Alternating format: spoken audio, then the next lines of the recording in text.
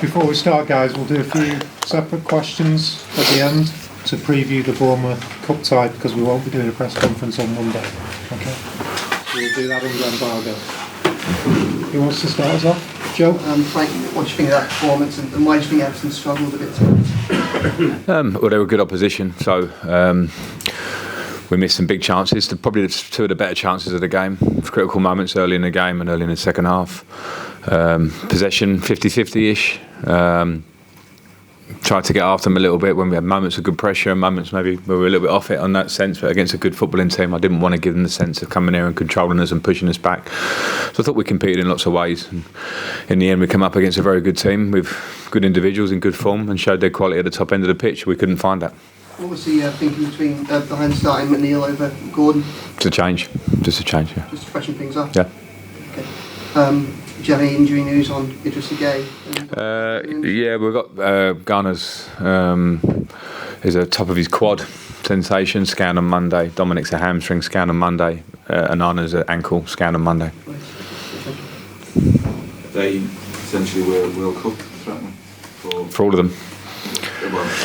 I don't know. They feel like they're the lighter end of muscular injuries, because Gana did his halfway through the first half, was playing well to be fair, and then came off at half time, so he continued. So that's a sign, hopefully, that it's not a big one for him. With Dominic, I don't know. I don't want to jump that one because it's I don't know enough about it, but he felt something in his hamstring. And then with Amadou, no, because I think it was just more of a sprained ankle, which he'd actually had in training yesterday. And he's got a couple of knocks that he suffered in the game and had to come off for it.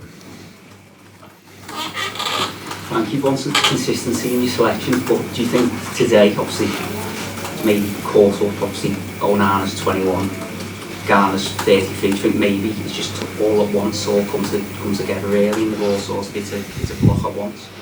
I think that would be like maybe a not casual way of looking at it. I understand your question, and there's always a balance of consistency to making changes, and when you're trying to work something like that, two new players into the team in that midfield, and you have to give it time sometimes to go again with it. And players that are knocking on the door like Jimmy Gana, fair play, Jimmy came on, I thought looked bright again, and that's good to see, and he's the present and the future of the club as well. So I think it's just one of those days where a few injuries happen in game. They also broke our momentum a little bit in the second half. Wouldn't have brought Dominic on as a reference for us, wouldn't have brought him off, and Amadou similarly, I think, the way the game was going. But some people will get an opportunity on Tuesday night to come in and show that they deserve to stay in. That's the way it works for the squad.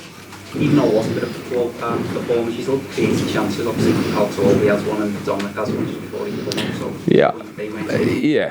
I think we had two of the best chances of the game, pretty much. I mean, if you look at their goals, they're outstanding finishes in their own rights, both of them, particularly Tielemans.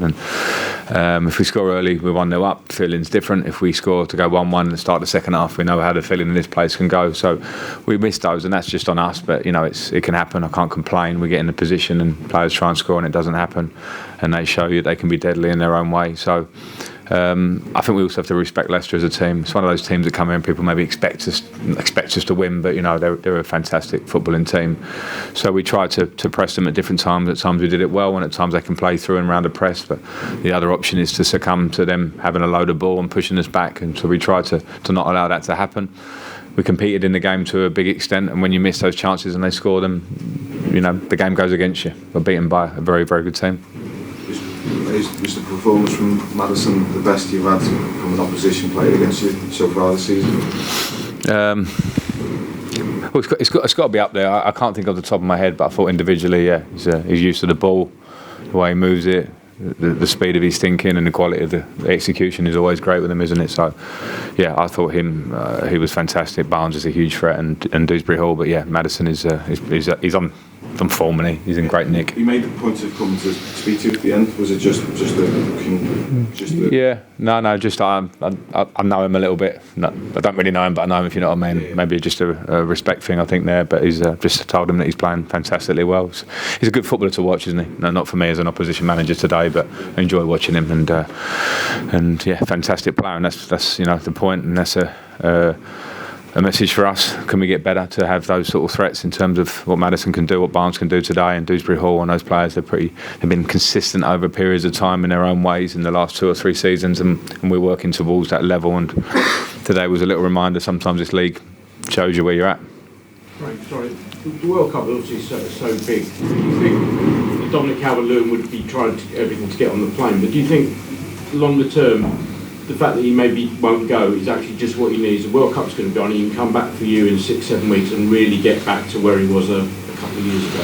It'd be a difficult answer to say it's not what he needs when it's a World Cup, because there's a lot of things about confidence and playing at a level, a stage, and travelling with an England squad. And you'd like to think he'd be well managed by the England squad, and where he's missed games to train well and be a part of something like that, I'm not sure it can be a negative. But I understand the point. If it is the case that he doesn't go, we attack that head on in a way of, okay, how do we get you in the best possible shape for when we restart? So we'll cross that bridge as it comes by the end of next week.